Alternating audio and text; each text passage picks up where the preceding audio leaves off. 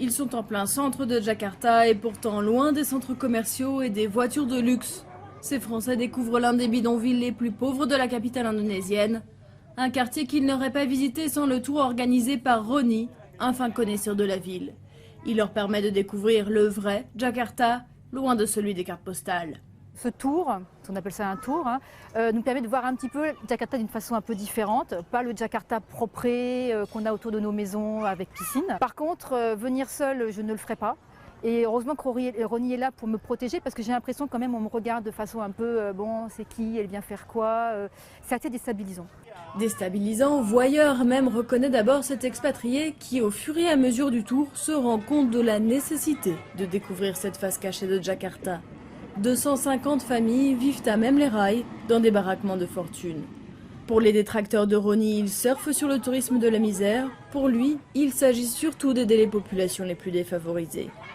Les participants payent ce tour 500 000 roupies, soit l'équivalent de 42 €, dont la moitié est reversée aux populations.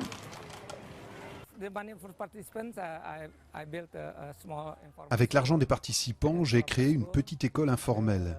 Les enfants peuvent venir ici et améliorer leur vie. École pour les enfants, intervention médicale pour les malades, mais aussi projet de microfinance. Roni aide cette population qui vit avec moins de 2 $ par jour.